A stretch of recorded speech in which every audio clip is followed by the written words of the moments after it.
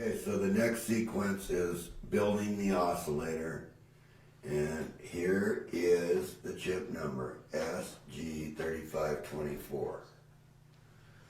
Okay, it's a 16-pin chip, and this is exactly the way we want it hooked up to fire this sequence. From 16 to 2, there's a 4.7K. Now, pin number 16 on the SG3524 is an internal voltage regulator at 5 volts. So this becomes a voltage divider in the amplifier in here and balances it. So from 16 to 2, we want a 4.7K. And from 2 to ground, this whole line is ground. And you can see that these grounds are all indicated that they're the same ground by the color. Alright, so we want from pin 1 to ground a 4.7K. We want everything divided in half. And we want from 2 to ground a 4.7K. And for the timing, you may have to fiddle with this a little bit because of the timing on some of these chips. These only come in 2 different models now. You're either going to get this in a TI or you're going to get it in a, I forget what the other one is right at the moment, but they're oddball chips, and you may have to play around a little bit with this divider up here, and the capacitor down here. You want as low leakage capacitor as you can get, and basically you want to go as slow as you can go, like this one's going over here, so that you can watch the sequences back and forth and what it's doing to the batteries in the system. And so this is exactly the way we want it hooked up. So this one turns on. Here's S1, S3, and S6, right back to the original Ronald Brent circuit. And he's indicated that right here, that S1's going to go on, S3 and S6 are going to fire together. That's these here. Now, we've put 330 ohms up here that are going into these collectors here, because this is our current limit for these LEDs that you're going to use in the optos. These are the optos, these are the pin numbers again. Okay, so we're firing S1, S3, and S6 together. The first pulse, then the thing's going to flip 180 degrees. It's going to fire S2, S4, and S5. So what you're going to get across the battery is, once again,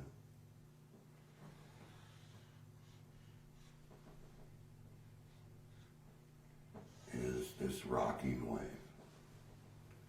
It's going to go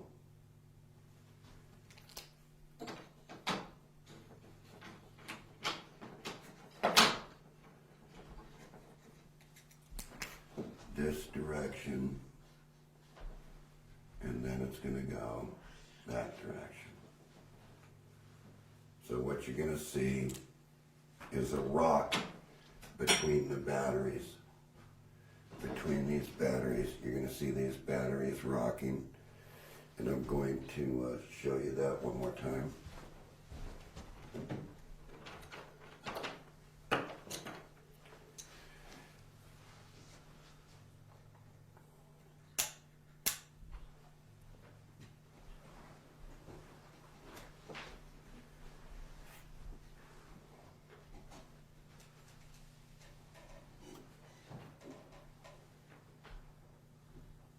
You're going to get this rocking motion.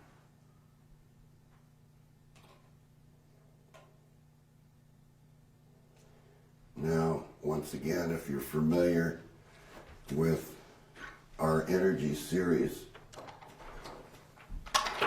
once again, what's actually happening is that the battery is being pulse charged backwards and forwards through the load on this sequence. So we can have the difference between the batteries. Once the battery charges, we get the little bit of different potential difference which you can use, which is indicated by the yellow light. And I'm sorry about the radio. Bring the radio back. Let you listen to it one more time. I had to get it out of the way.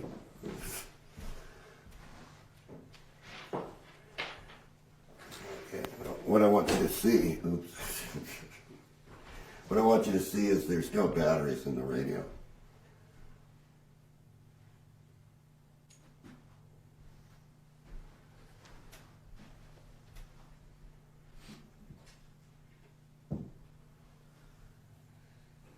And now what I'm going to do is I'm going to transform this energy from the negative terminals from the switch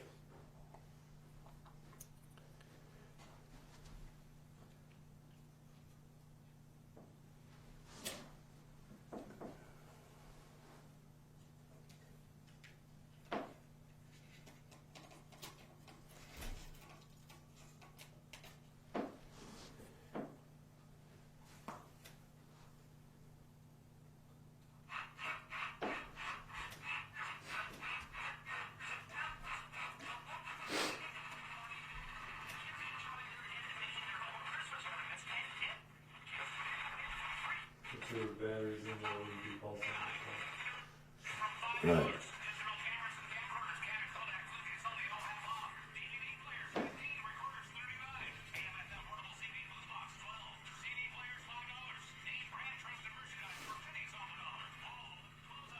And you can actually, as you get closer to it,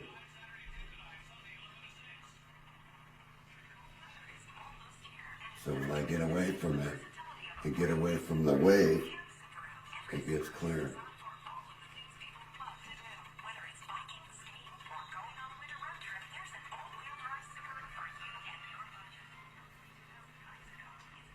So now that you've seen this has all been running in the background this whole time, we'll measure the batteries one more time. We'll just get rid of this radio because I have clip leads on it and I don't want to short anything out. And you can see it's definitely off. That's what was left in the capacitor, and it's nothing there.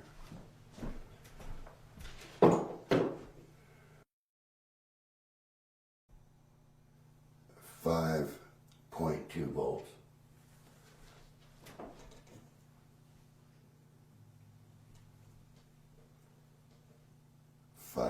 .8 volts.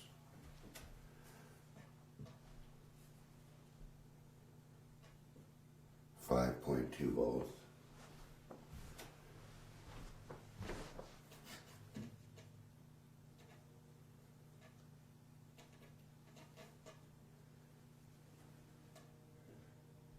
5.8 volts.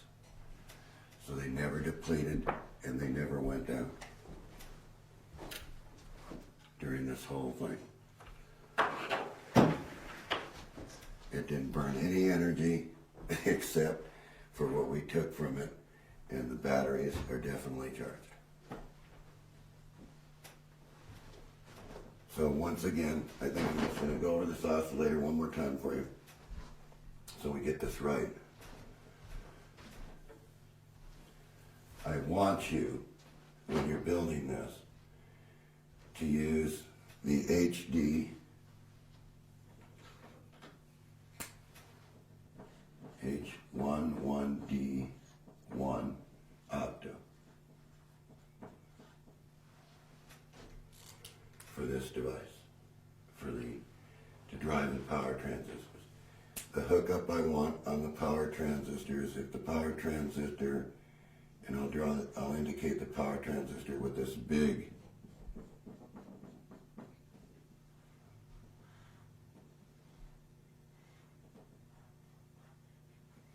symbol. Okay, so I want the opto, if you're going to build this, to be hooked up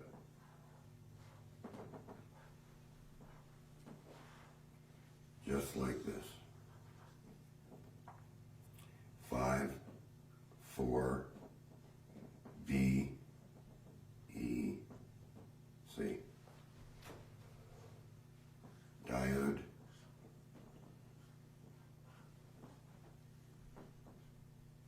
One, two. And that's indicated right here. And notice there's series string. There's 3 of them that are firing exactly at the same time. And they are current limited through this resistor here. You don't want to go too much on these because you don't want to put too much current in these diodes and have them not work, and then you'll have no optocoupler, so the switch won't work right. So you want to be between 5 to 12 volts. You want to start out the switch exactly like I did here, independently, by running it with a battery with a 5-volt regulator on it. So you want to regulate this SG chip here.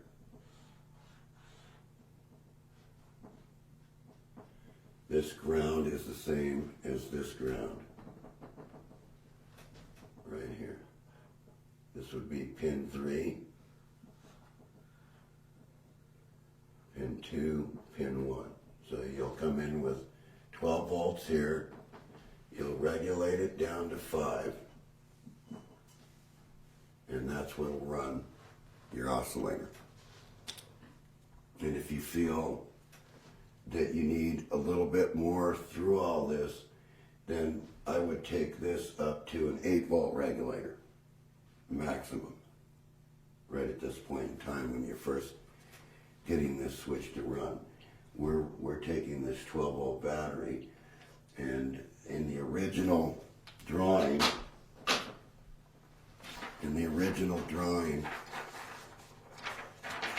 we had an independent 5-volt battery right here, and that ran the oscillator. So this right now is running the oscillator for us here, because we wanted to explain the sequence and switching here and where the energy comes out of. But those LEDs are all on the outside of the opto. Yes, they're all on the outside of the optos. They're exactly what is shown here in the diagrams that you had on the board where the LEDs were.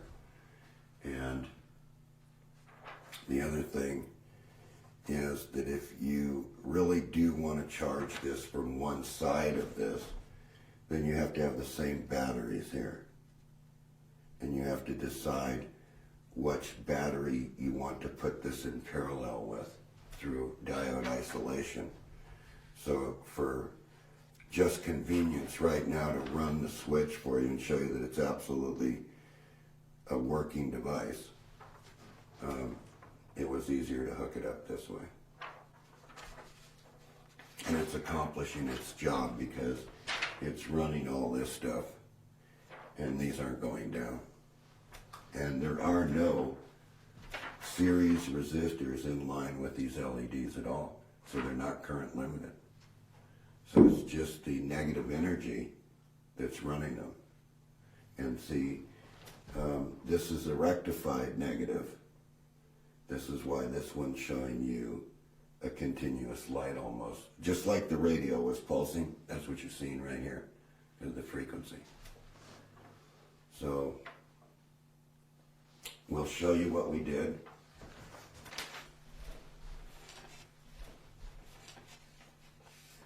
So I don't know if you can see that, but that's the circuit board right there that you're free to experiment with. Yeah, we'll photograph that and then just. Okay, so you want to do that?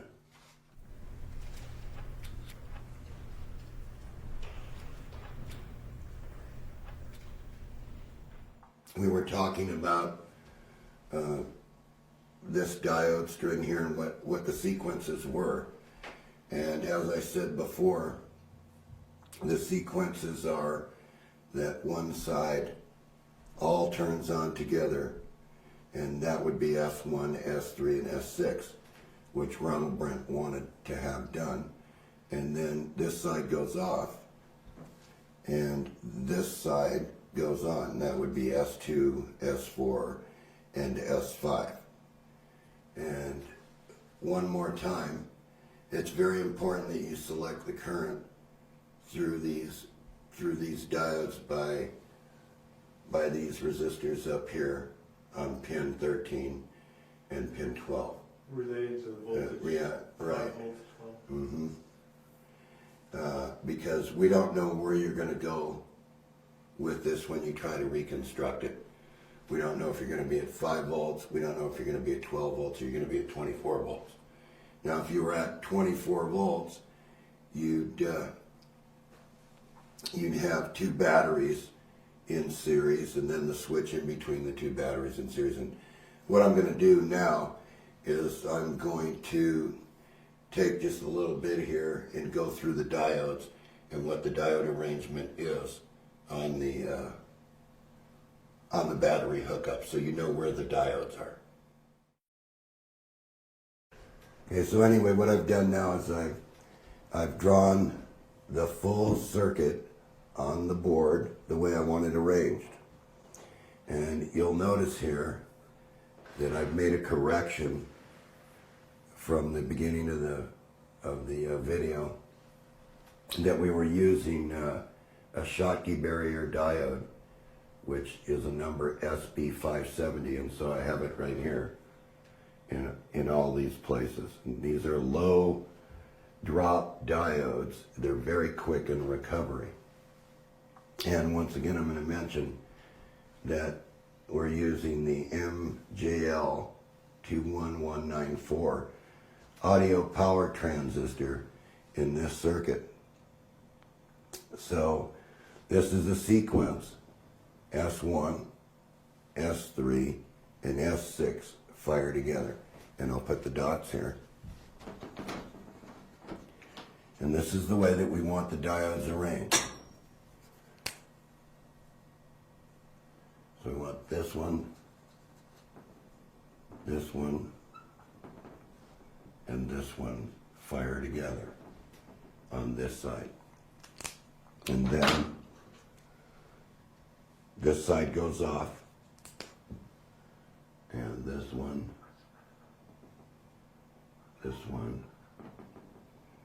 and this one turn on. Okay, the next portion of the circuit is when these are firing. In the first portion of the circuit, you have the arrangement of the optocoupler, so there's no need for me to redraw that. The only need for me is to tell you that this is the cathode to the diode, for those that don't know, and this is the anode. So if you're not sure about the way this diode goes, you look at the diode, and on the diode,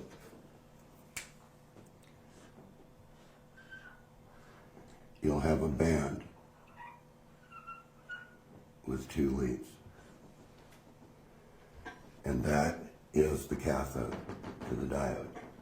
So when you look at this, it's actually going just like this.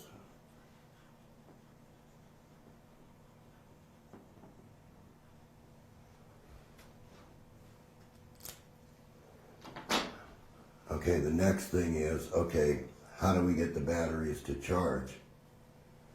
So let's just imagine that the optocouplers are in, the oscillators in, because to try to draw that on this board, it gets very complicated, but we have some stills of that, so you'll be able to see that. What happens is we want these diodes here that are negative. These are at the negative, or these here, excuse me. These diodes right here are the negatives. So what we have to do is we have to take this transistor here, and we insert the diode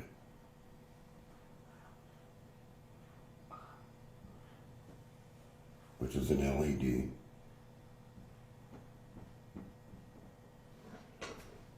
And that diode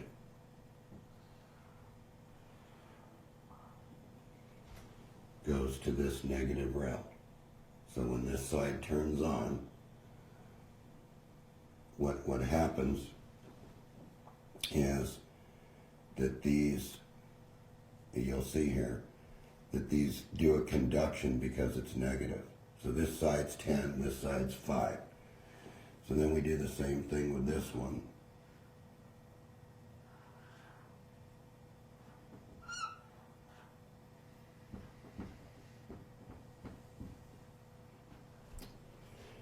And when these are flipping backwards and forwards, in other words, just keep in your mind that what's happening is this becomes an alternating circuit, backwards and forwards, backwards and forwards, backwards and forward. And we take energy from the circuit, we take it from these points,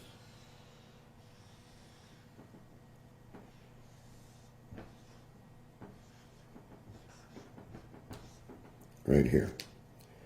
And it'll be in the difference of potential. There'll be a difference between the two minus the charge voltage. So that will be the negative energy that you can have in the system. And that's depicted as this switches back and forth. The potential energy that's left over is right here in this yellow LED. And of course, the faster the circuit goes, the steadier the potential energy is between the switch points. So what I also want to mention is that you only need to run this for a little while, because you want to be able to use the energy. So if you use a little bit of energy from, say, this battery, and use a little bit of energy from this battery, and a little bit of energy from this battery, but running something, right? The batteries are going to lower themselves down, then all you have to do is put this in the charge mode and charge the batteries back up. And so it'll switch back and forth like you see right here. You'll be able to use this energy if you want to run the switch. But you want to pay very close attention, because you don't want the NiCads to overcharge and get hot. That's very important. And you want the correct wires in gauge, 10 gauge or 5 gauge or 3 gauge or whatever you're going to do, or 20 gauge. You got to have this wire diameter is very important, because you want to keep the impedance low to these batteries, because they are a low impedance device. And you start out with an initial charge. So hold on, John. You said the wire size is very important. It is. Depending on what they're going to run. Okay. So what do you recommend they run to start off with? Well, I'm recommending that I'm starting off here with 18 gauge, or this is 20 gauge. Okay. Okay, it's 20 gauge, because we're not looking for a lot of power. But if they were using batteries, it'd be aught 6, and I'll explain that in a minute. Okay. We'll get to that. So it's very important to remember that the wires that you're using can carry the currents that you want to switch between each side. And once again, there is no resistance in here at all on these LEDs. There's no resistors at all. So that's just the energy that it's switching back and forth. And remember that every time it does this and turns the LEDs on, it's using energy in this portion of the circuit.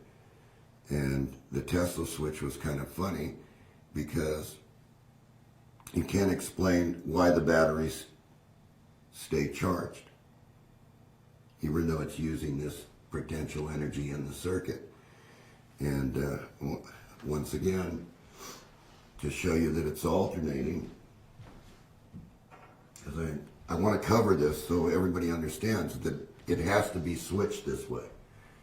You cannot switch it any other way. Even in the advancements of this circuit, which are proprietary and protected under our patent number on the potential charger, which is US Patent 6677730. This is why we don't go into the advanced circuits. We just go into the simple circuits. But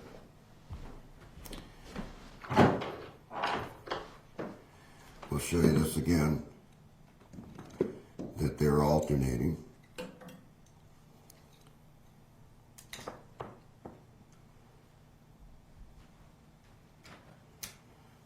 Okay. And we'll show you the switching one more time here.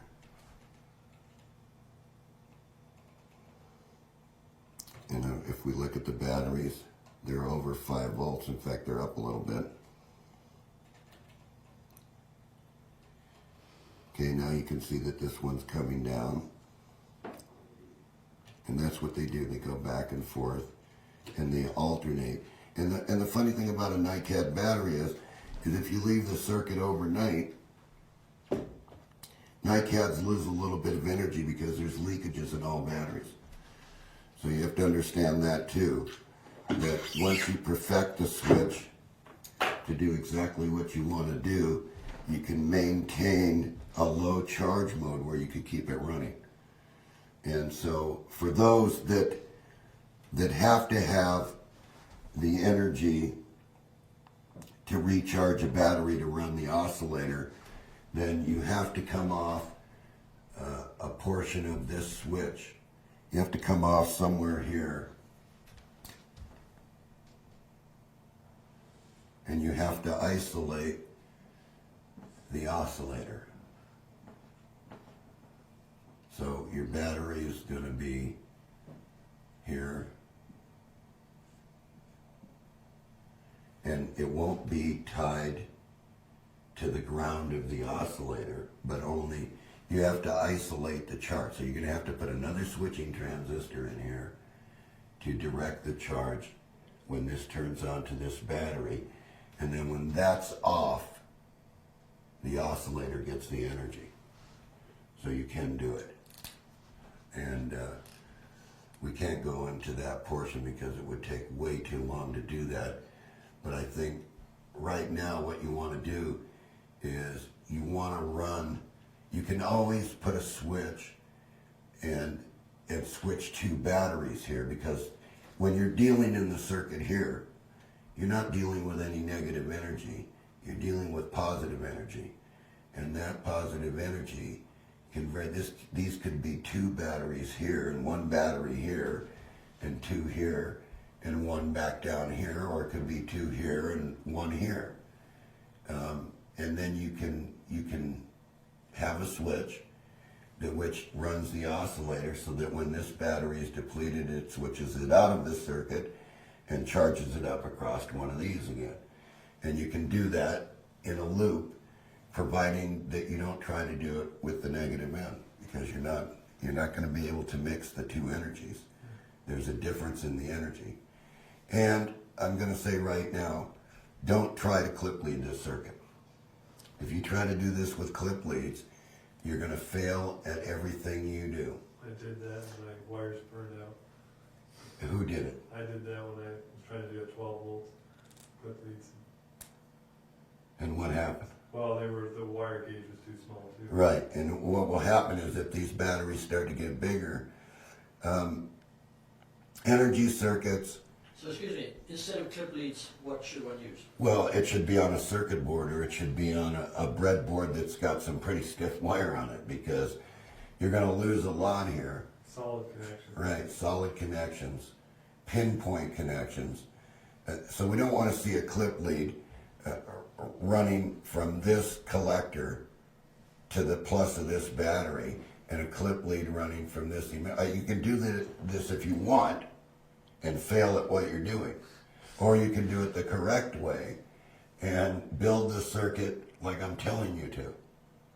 Okay? And here's the next thing with the Tesla switch. Do not make any changes because you think it's better, because you're wrong. It's not better. You get the circuit to run exactly the way that I have drawn it on the board.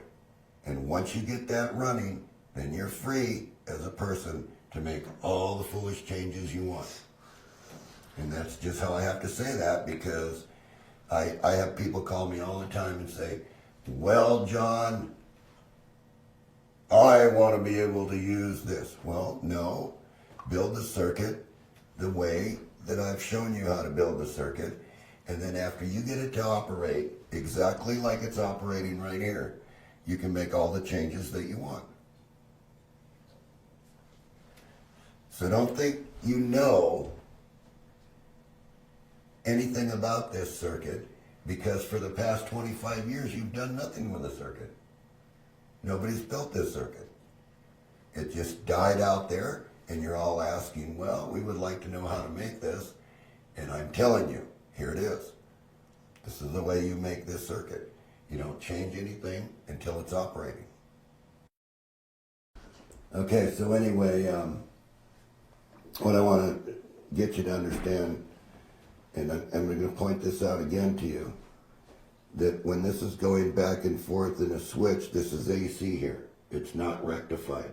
You cannot run anything except a light bulb here. You can't run your DC circuits with this until it's rectified and filtered out. And what it's going to look like to the rectifier is probably a spike, a switching spike. So you need to transform the negative to a positive energy to run something. That's what I was doing with this radio when I had it hooked up here. I was letting you listen to the switching while it was running the radio, because I wanted to make certain that you understood the energy that was running the radio. So I wanted you to hear it. So everybody's going to say, well, how can we run the oscillator off this device with its own internal battery? Okay, there is one scheme that you can use. You can wait for this to switch, and then you can pick this up with an optocoupler. You can steal a little bit of this, pick it up with an optocoupler, and transfer some of that energy to your battery. So you would wait for this one side to switch, and I think it's actually depicted in this. Thanks. It's actually depicted in this drawing right here, in the original drawing, of how you switch that. So this was your original drawing? Yes, the original drawing, which we'll make available so that they can get ideas from it. We're not saying follow this. We're saying go with the opto switching, because it's a little bit difficult to use all these transformers and get them all phased right. If you don't phase these transformers right, then you get switching that's not right, and then you're going to come back and you're going to say, well, we built the whole thing, but it didn't work. It's because something that you did is wrong. You know, when it's as clear as this on the blackboard and how you do it, you can't make a mistake. This is the way that it's hooked up. You know, if you think, well, maybe I'll go in my junk box and get this diode, and I'll find another junky diode and put it in over here, and another junky diode and put it in over here. It's not going to work. You're not going to get any energy out of this system at all. What's going to happen is this drop's going to be different than this drop, and this drop's going to be different than this drop. And then you're going to write me an email and you're going to say, well, I built it and it didn't work.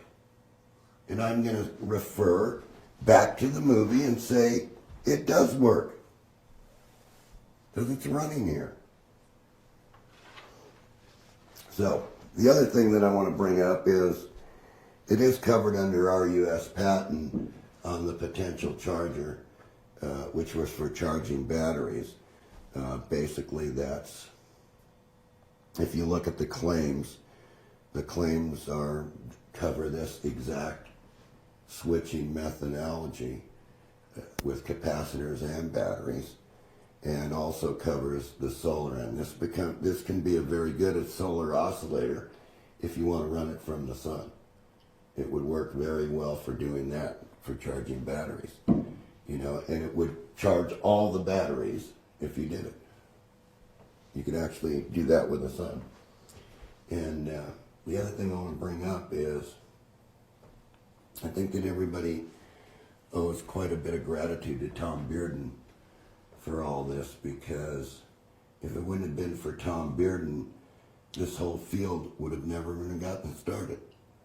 Tom Bearden actually started this field by doing all the research work for everybody out there that's in the free energy community.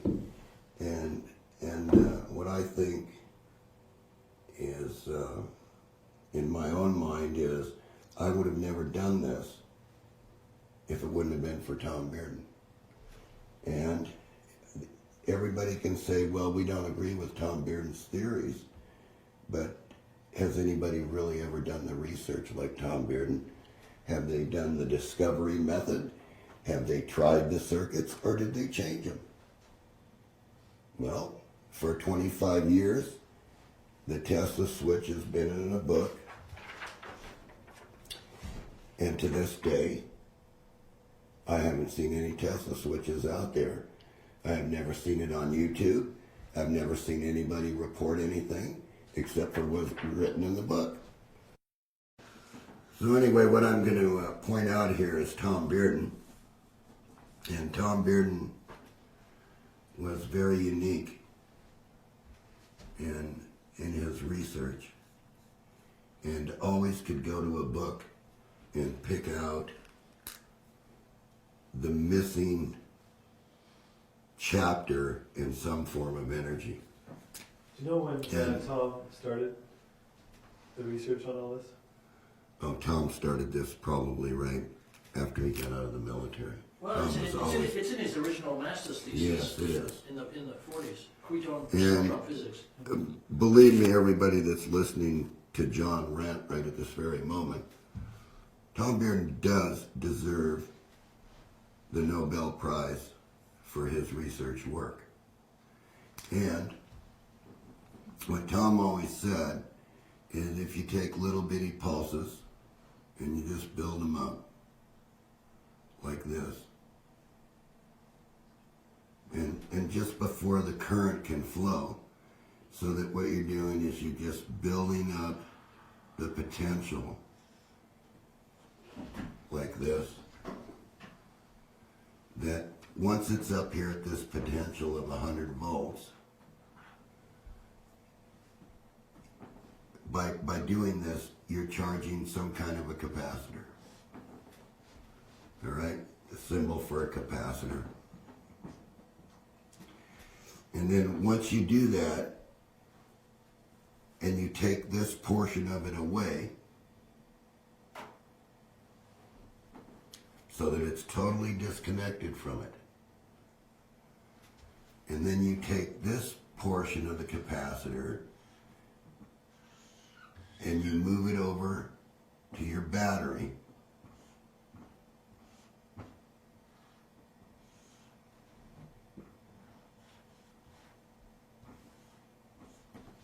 with this switch, that you dump this capacitor across the battery, and what you get then is you get a sharp spike across the battery. Well, he's tried to point out for years, and nobody took Tom Bearden seriously, that it's this little spike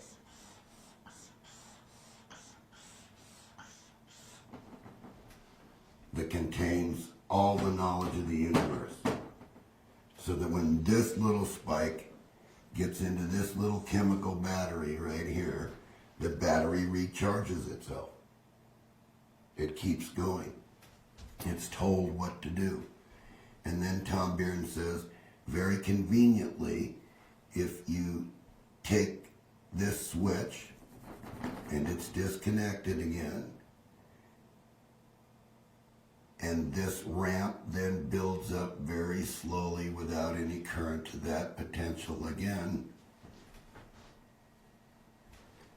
that then you disconnect this again, and you hit this switch again, and you dump this across the battery, and you get this spike.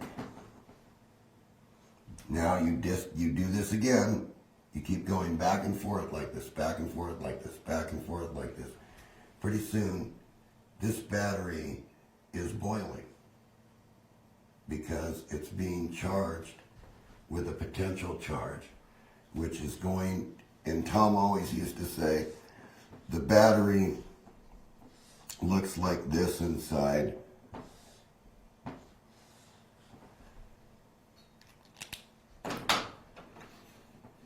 And the electrons, well, we don't know that there's any electrons. I've never found one on the bench. I can't see one. I can't see anything on the bench except for what these waves do. But Tom depicted that the ions are big, like this red dot. And they're just sitting here. Hundreds of them, thousands of them. Those are the battery plates, the square things, the Yeah. battery plates. Yes, those are the battery plates. Now, Tom said, you hit this with a potential charge. There's no current involved because as soon as the potential charge hits it, electrons start to pile up around, and that's the blue. And it keeps piling up until the ion moves that direction to recharge the battery. So, if you have all this potential and you have this signal that hits the battery, what keeps happening to the ions is they keep recharging the battery without any force. See, they move very slowly, but the battery sort of recharges itself.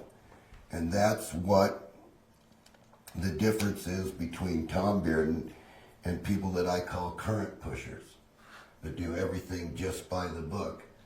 You know, we don't want to use current. John does not use current to do any of this. If we're working with this, we don't want to use any current because the current in the circuit is the thing that gets everything hot. If you come over, and if you just came over here, Pat, and touch one of these devices, you'll see it's colder than the air. Oh, yeah, it is. That's negative energy. So we don't want to use any current. We just want to use this little spike to move the ions in the battery back and forth. So once the ions move in the battery recharges itself, and then we can take this back. So if you really think about it, the Tesla switch, I named it the Tesla switch. Nobody named it the Tesla switch. John named it the Tesla switch. And Why did you invoke I named it the Tesla switch because Tesla, in all the patents that I've ever read on Tesla, and some unique papers that are mystical on the internet, you know for a fact that Tesla didn't say that, you know, and you know that Tesla always was opposed to anything with current. He always used high potentials. He didn't care about the current.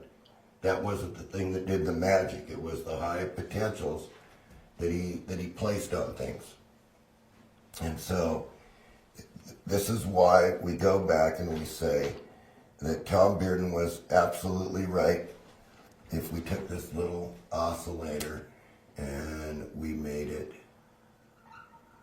just go up until it reached the point we wanted to, at which point this would be charged, and then we hit this switch and bang, what we get is actually this spike across the battery. So, John, are you saying that every time it goes up and then it comes down and you hit the switch, it gives you one more spike? What I'm saying is that Tom's theory was that this was a little oscillator, that before the oscillator actually went through the cycle, that, in other words, it was there. It was right in the picture. But before the current could go through, in other words, before the current could close the loop and draw current, right? It's when it got to this point. It's when it got right to this point where these two arrows are. It shut off. But by the time it got to that point, this was all the way up the scale, so that there was 100 volts on this capacitor. And he called it step charging. Now, when we did the first book with Jim Watson, Tom and I sat at the convention, and I said, Tom, Which convention? the Tesla convention in Colorado Springs, the one where the Watson machine was there, that mysteriously disappeared into oblivion, is probably underground to this day running. So 1984. yeah, that was 84, and in the book I depicted the wave for you, and I said, Tom, I said, this is the analogy of this machine is you pulse the battery up, and just as, so when the battery's sitting here at its level, say 12.65, and when you pulse this battery up and it shoots up with this high potential, you wait just a little bit after that and you steal the surface charge to run the motor again. And Tom said, that's right, John. You're moving those ions, and what's happening is the battery gets this high surface charge, and to move from 12.65 to say 13. And just before it can fall back down to 12.65, you steal the charge and run the motor. And that's exactly what Jim Watson did. And if you look very closely at Jim Watson's pictures, you will find out that there's a big disc on the back of the machine that looks like this. And look even closer, and you will see that he's got a magnet here, and then he's got a magnet, and they're not at the same spacing all the way around the machine. They're actually making a spiral. They're actually on a spiral path around the machine. And there's a capacitor involved. So you steal the surface charge, you run the motor, the generator charges the capacitor, the motor turns off, this dumps to the battery, raises it from 12.65 to 13, you steal the surface charge. Well, if you take the difference between 13 and 12.65, that's what's left over to charge the battery each time. That's the identical thing that's happening right here. You're stealing the surface charge to run. Anytime you put this light in here that's not pulsing with the rest, you're stealing the surface charge. That could be running a motor, that could be running a light. Not on the little kit, unless you're going to make it, you know, a little more powerful than what it is, and that's left up to you. You must learn what the switching is first before you do any experiments. You must know how to make the circuit. Otherwise, you're wasting your time. So, this you all owe to Tom Bearden.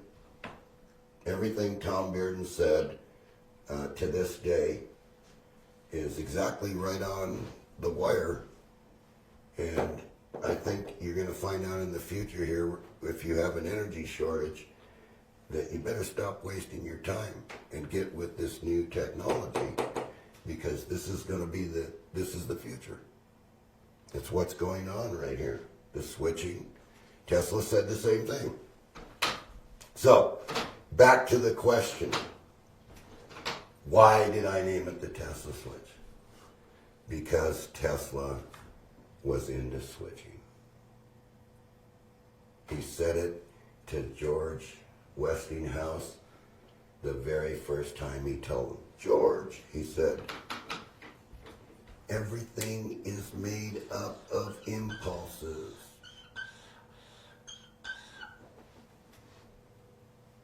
Everything. And so, did they listen? I don't think so. Or it was blocked, one or the other. But everything Tesla did was pulsed in the end, because he found out where this energy occurs. And it occurs when the current can't complete the loop. And so I think that you have a fair enough understanding of all this. And I think what you need to do is write a letter to Tom Bearden and thank him for putting all this out, because John wouldn't have done this. But Tom asked that I do this. And another thing, you owe Tony Craddock a lot on this too, because without Tony, none of these DVDs would have ever gotten to any of you people. So with that, I think I'm done with the Tesla switch. John, I had a question. Okay. Yesterday you showed that piece of equipment that you said your first Yes, one. yeah. And you said the guy came in and chopped at it. Yes. What did he take out of it? Well, this was an operating unit, just like this is. Mm-hmm. And John doesn't allow anybody to come anymore and touch anything. All right? But what he did was, this was operating on the bench, just like you see this one, except it's in this box with these batteries. Mm-hmm. And he flew, but it was about 2 weeks after the Tesla convention, and with when Ike Mueller came up and we wrote this book.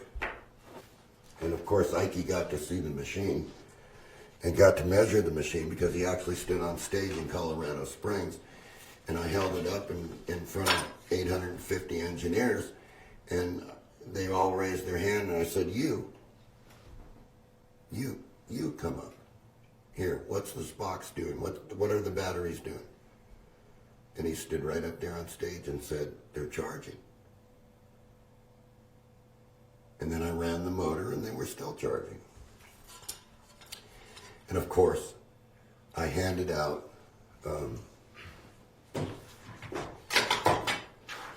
I just freely took my copy machine and made 400 copies of this diagram, and I just passed them around at the convention. And shortly after that, this guy shows up with his scope and everything else, his little digital scope, his little portable digital scope. And he says, I don't believe that works at all. And I said, well, it's right there. I said, just flip the switch, which was here.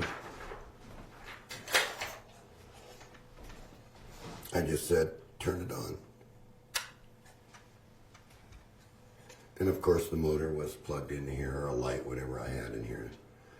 And I said, you can turn this right, and the motor will go slower, or the motor will go faster, and you can put your scope and your meter across the batteries like I did there.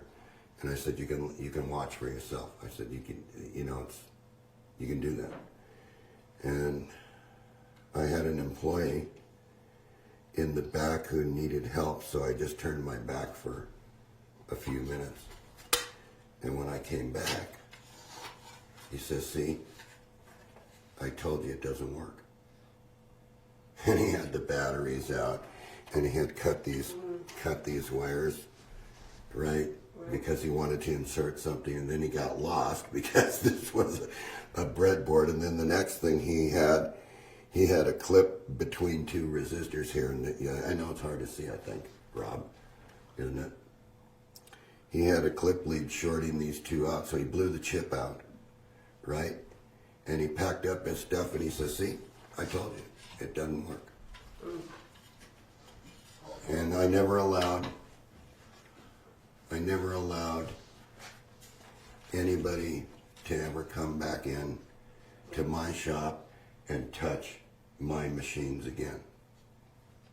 Because for some strange reason, if you let people mess with your models, if you do the experiments yourself, it's one thing.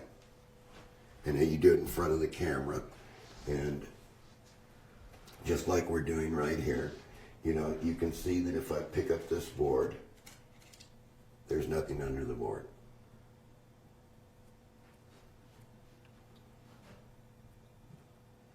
There's no strings, there's no wires running, there's no oscillators underneath my box. There's nothing. It's just the Tesla switch doing its thing the way it always does. And so the other thing that he did was he cut the one of the driver transformers out because he said that he thought there might have been a battery in here. Okay, well, John's not. Those were just radio shaft transformers. Mm-hmm.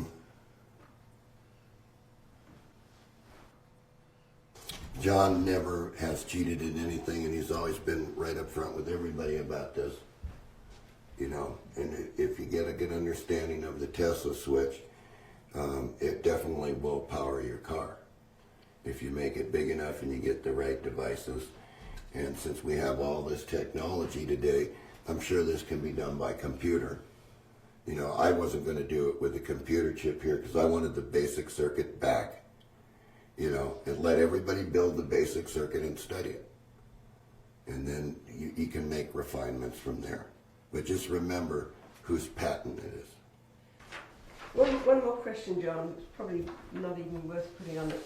I didn't quite understand what you were saying here. You said Tom brings it Okay, up. let's. No, hear the question first. And it comes down here and it goes to a switch. So and then you get this spike thing. Mm-hmm. And he said, and you roll out and you push it up again. And you get this spike. You jump to this spike. Because you switched it twice now. Okay, so now you go up again, it comes out, it goes to this spike? Right. Okay, that's what I want to know. Okay. It's a double, So see, double pole switch. yeah, see what's happening is you're getting, Tom Bearden's analogy was, if you look on some of the older internet sites, you'll see it. In fact, if you look on my old pages, you'll see it. And it shows an oscillator on this side.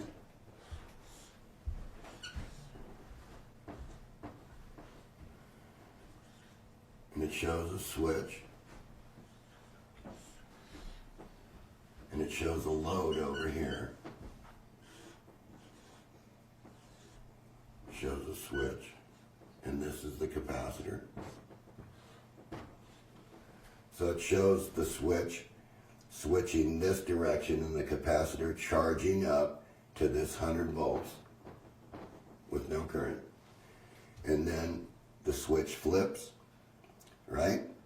And goes across the load. And you have the energy. And you can do that all day long using basically no energy to do it.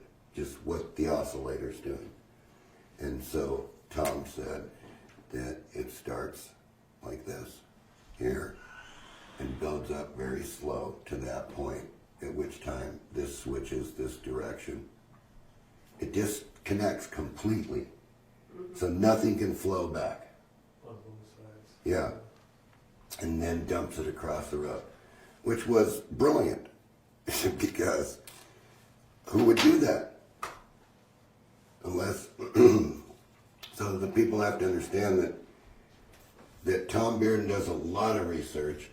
Tom Bearden has dedicated his whole life to researching every little thing that he can pull out of the electrical engineering, and he found all the flaws.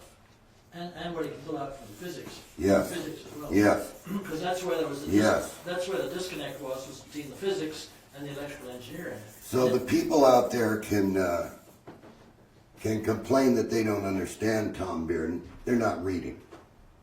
They're not doing the research work. They want it handed to them. You gotta work. If you want to do something like this, you gotta dedicate yourself to doing it. You can't just expect somebody to hand you this. You gotta work. You know, you have to understand how many hours go into this thing before you can get this switch to work. You know, how much thinking do you have to do before you lay it out for optocouplers and everything like I did here? You know, you have to know something about the circuit to do it.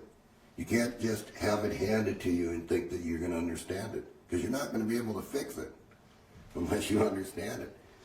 And you're not going to be able to use Tom Bearden's information unless you understand it. The other thing is that this is an emerging science. Yes, it is. This is not a mature science. No. And everyone's still feeling their way. Right, exactly. We're all making mistakes. Yeah. You know, this is something that mankind needs to do it now. You know, we don't have much time not to do this. I mean, you know, if there's such a thing as peak oil, which I don't believe, I believe there's plenty of oil, you know, and but if you're going to get away from it, then you have to start somewhere. You have to start at the low levels. You just can't have somebody hand you the machine that's going to power your future, because if something happened to the machine, you couldn't fix it. Yeah, that's right. So we need to really buckle down and understand what Tom Bearden was saying here about where the energy actually comes from. And he's absolutely right. It comes from the vacuum of space. It's all around you all day long. It's potential. So I guess that's about it, Tom. And a good place to start. It's potential. Okay, so in tribute to Tom Bearden, I suggest that you get his book and send him a thank you for everything that he put in that book. 1,000 pages. Yeah, because you wouldn't have nothing without this book. You wouldn't even see this switch running optically without Tom Bearden. And it's all in here. Everywhere you go, Tom Bearden has put something in this book. And so, you gotta understand, this is not like a Bible. You don't have to have some other book to figure out what Tom Bearden is saying here. You see, and Tom shows it very clearly what it is. Now, Tom's not a bench person. Everybody has to understand that. He's a scientist, and he's theoretically picking out this stuff, and he's doing a lot of thinking on this. And then the bench person comes along and says, you know what? I think I'll try that. And then this is what we get.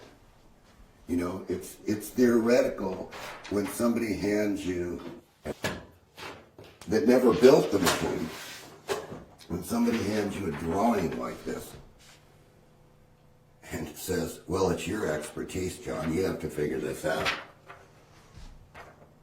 You know, I seen it somewhere, but where did you see it?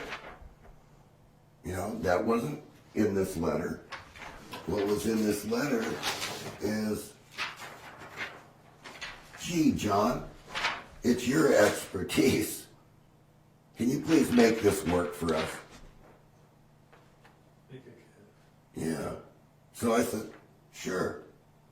After I waited 25 years for somebody to knock on my door and says, look at the Tesla switch. It's running my car out there. Okay, well, that's as far as I'm going to take you. The rest you have to do yourself. You have to discover what it is. You know, I can lead you on the blackboard to all the switching and why we do the switching that way. But this is what I was asked to do. Right here. And I did exactly what I was asked to do. There it is. It's opto-coupled. You don't have to buy any transformers. And I think that ends my session. Great, thank you, John. Yay! Good job. Very good. Yeah. Yeah.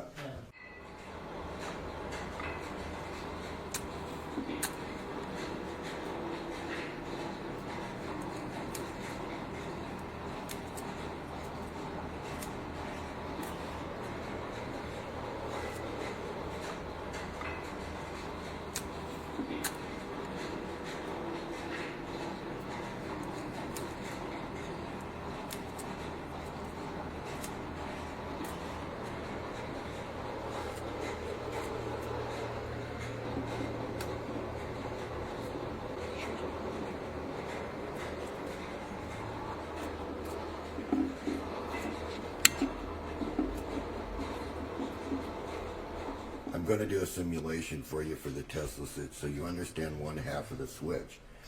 And so I'm going to show it to you on the bench with the simulation with the batteries. And so what I've done is I have fixed these transistors so that they're on with a 100 ohm resistor as if the optocouplers turn them on. And you can see this one's on, this one's on, this one's on. And I'm going to pulse this one with a generator so you can see the direction of the flow through the load and the battery charging.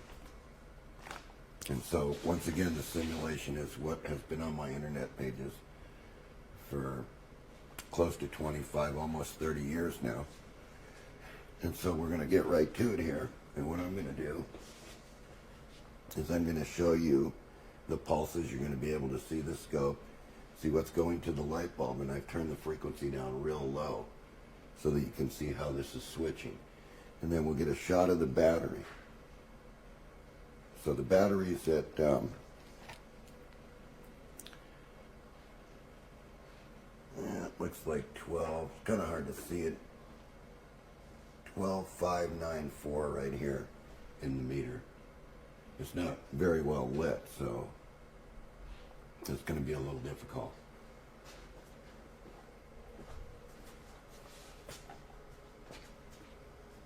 Yeah. Okay, so we know where that battery is right now, where it's sitting.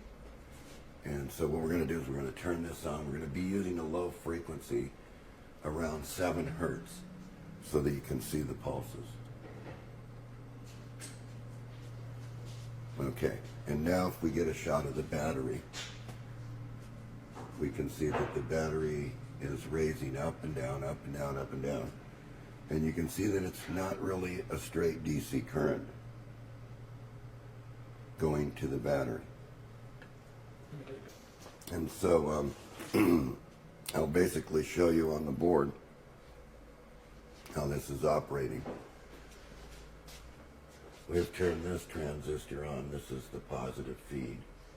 We could have put, but we didn't because we're just simulating this. We could have put a diode in this line and a diode in this line. Because if you remember, these two negatives are tied together in the switch. All right, so this is our load out here. That's this light right here. And now what we'll do is show you with the DC motor that this isn't really what you would call pure DC charging this battery. So if we disconnected this,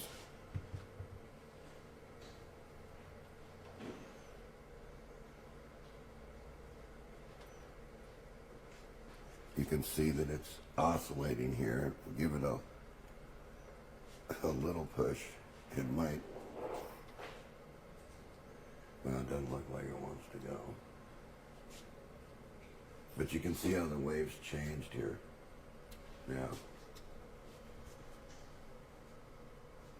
Picking that up.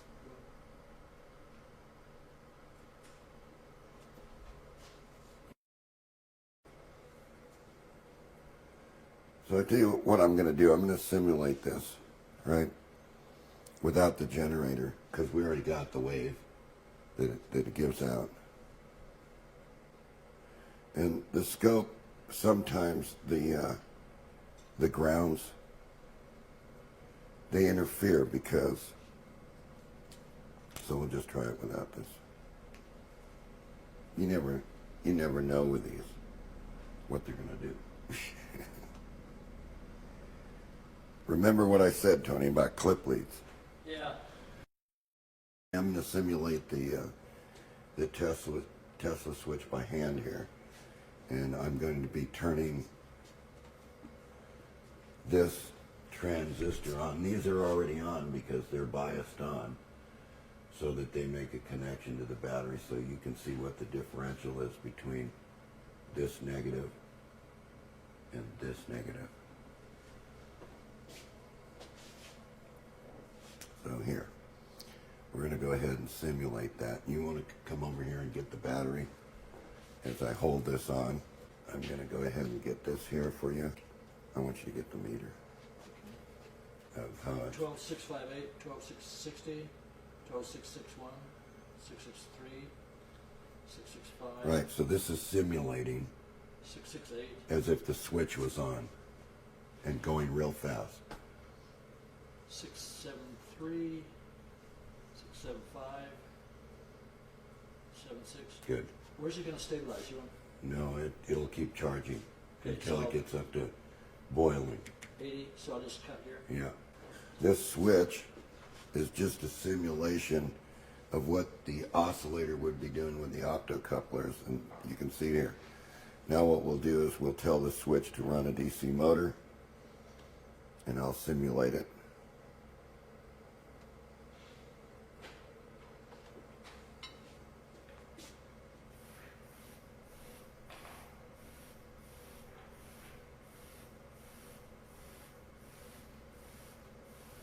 And still, if you come over here and we run the DC motor, you'll see that this battery is still charging through the motor.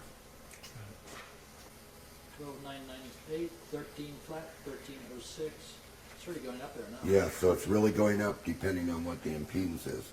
Okay, let's run a motor that's much bigger in diameter and much heavier in current draw with these switches. And I'm probably going to have to hold on to this. Okay, now come on over and you can see that this one's quite torquey through the switch. And you can see it's probably really going up there really quick.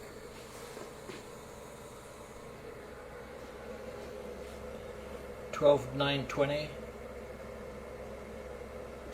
930, 12 940, 12 945. And as I torque the motor, it should rise. It's going quicker. We're up to 13 right there. 1320, 020, So as I draw a load from the motor, 13050, 13006, 13075. I mean, it's going it's up climbing really very quick. rapidly. Very Yes, because we're putting the motor under load, and more is being transferred to the battery. So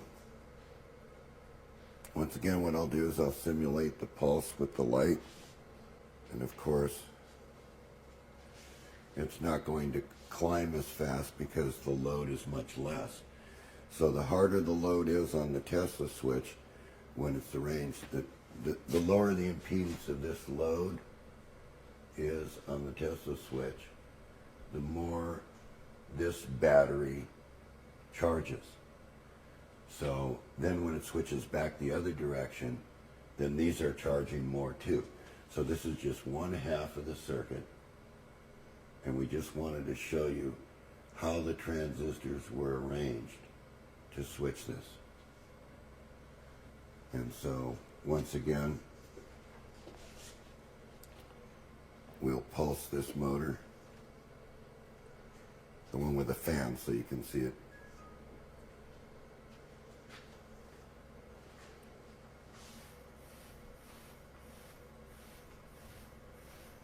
And this is what the oscillator would be doing, but the oscillator would be doing this really fast. And so you'd see a steady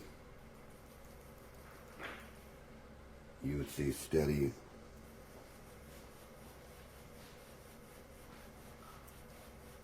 power forward if it was driving an electric vehicle, like Ronald Brent claimed. Right.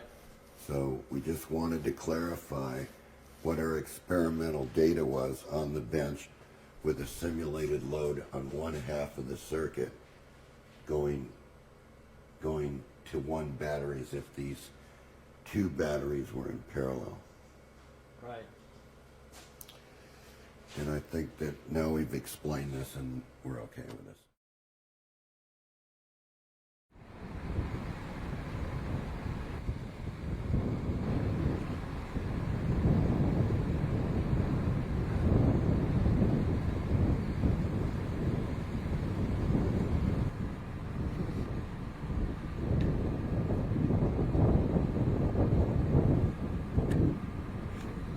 You can see here it's a cold boil.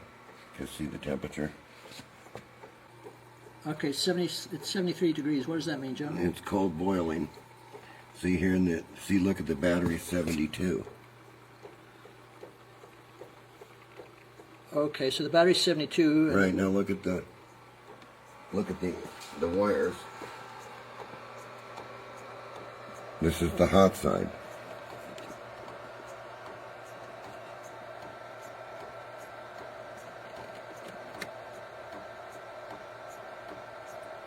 Okay. And see the cold side's in the battery. Because look at the wires.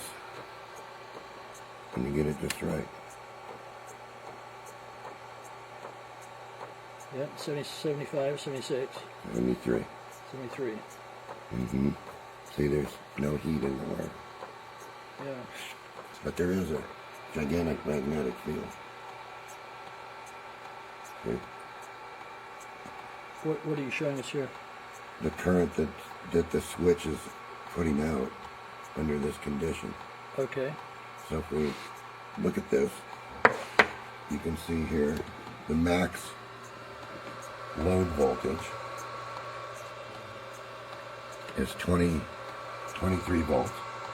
See? 25 right in here. So we'll say 25. And 17 amps. So if we take that in pulse, right? 25. Yeah. There's 425 watts in a pulse going in. And if you look at the pulse coming out, it's driving the battery to 16 volts.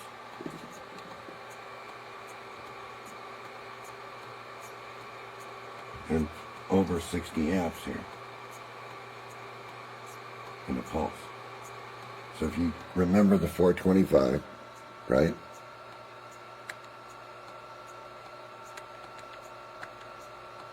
$16 times the 60 is 960, and then divide. There's your COP. What is this? What is the COP? 2.2. Okay. COP of 2.25. So now if we go to a sleep mode, or let's say we're just going to go away, you can see here the gain's going to go up because now we're actually going to put basically nothing in. 25 volts. So we'll just call it 25 times, every once in a while it's going to hit 11 amps, 12, 13, 10. So we'll say around 11 amps. See, because it's not, so we'll just take the mid. So we'll just call it 15. Okay, so it's going to be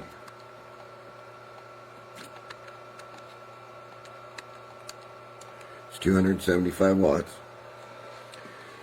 Now it's at 15 volts because it's in a mode to where the pulse is much sharper. So it's 15 max at about 60.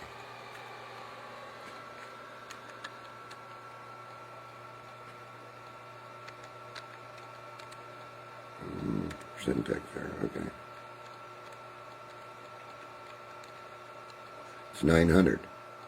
What I say it was? 225. 25.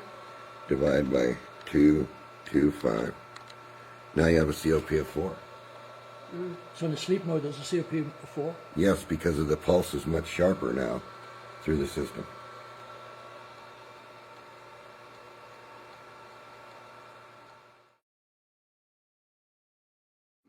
Okay.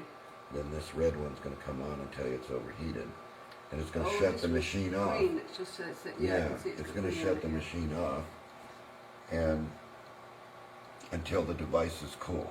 Mm-hmm. Because remember, this is negative. These are all negative. Mm-hmm. So it's isolated from the batteries because it has to be. Yeah. And it's in quadrants. So it's requiring, instead of 4 batteries, it's requiring 4 capacitors. 2, 2, 2, and 2. Yeah. 4. And these are all linked together, presumably. They're all linked together through what the Tesla switch normally does. Mm-hmm. You know, by switching the batteries around back and forth, right? Okay. So,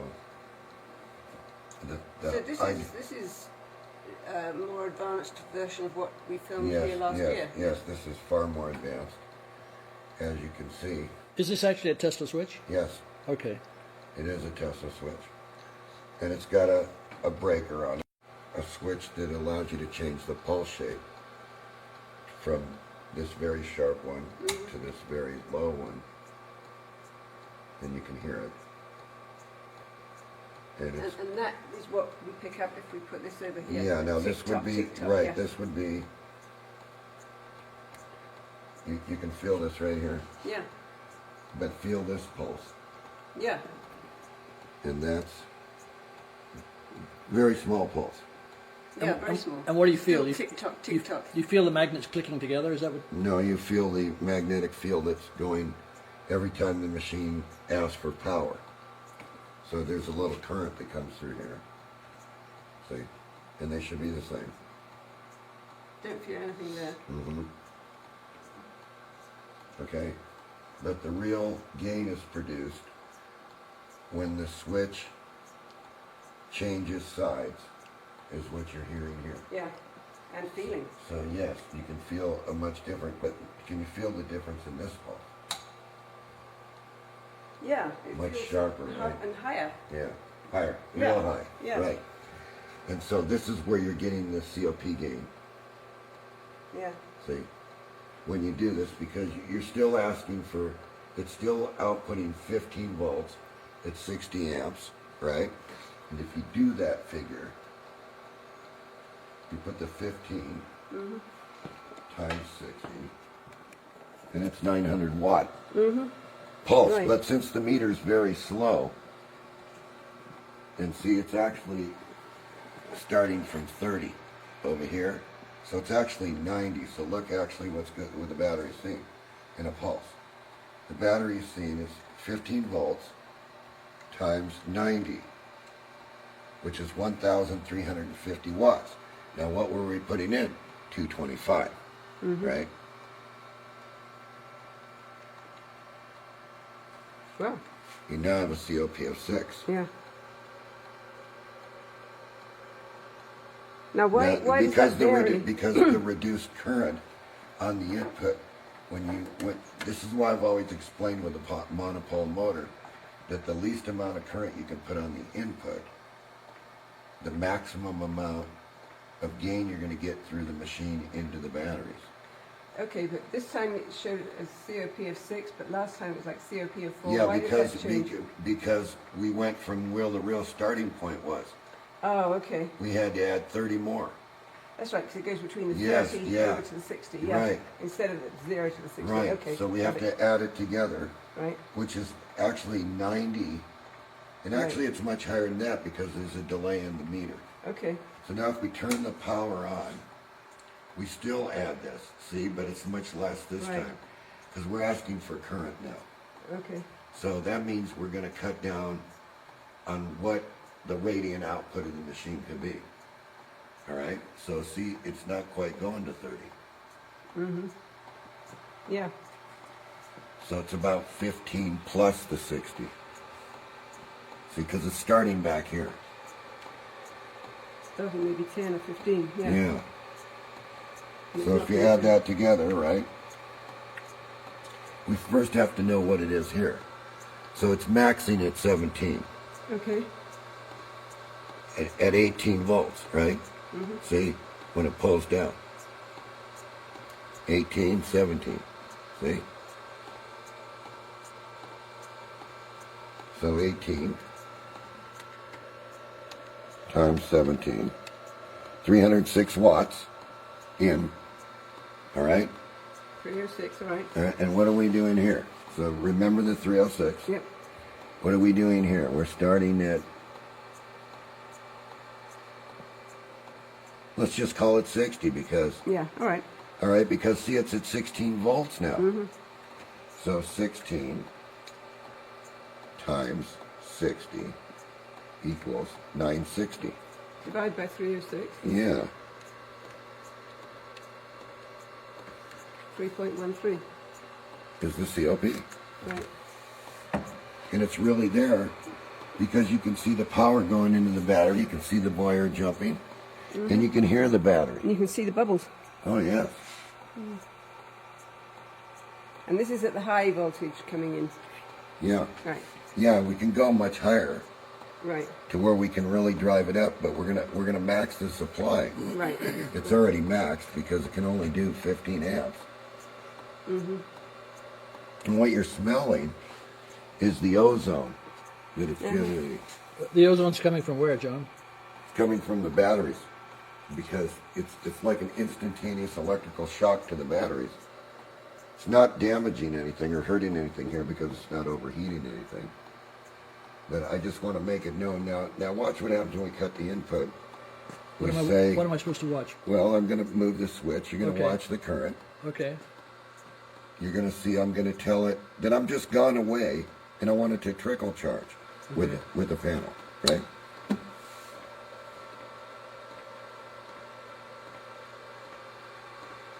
So we're going to get a maximum here, aren't we? 11? No? So we got to average it, see? Because it only consumes what it needs.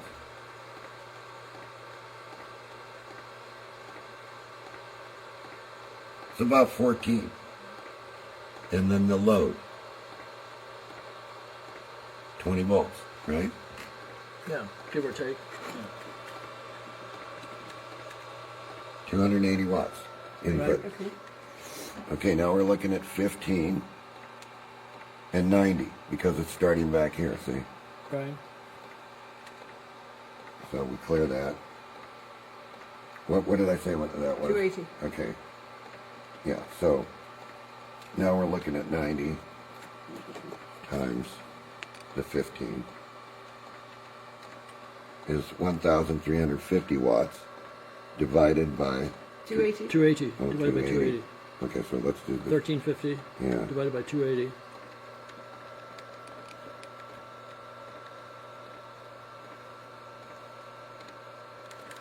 .8, 5 to 1. That's the trickle charge. Yeah, that's the COP under that mode. Because it's pulling less current, then there's more COP. When there's less current Right. on the input. What do you call this switch? It's just a Tesla switch. It's a quadrant Tesla switch. The quadrant, Yeah, it's totally advanced from the movies that we shot before the filming on what we did before with this switch. Right. So I just wanted to make sure that I had this documented where you could actually see the COPs Right. and how they were figured on the switch. Okay. And I wanted you to actually get, a look at the cold boil and what the temperature of the cold boil was.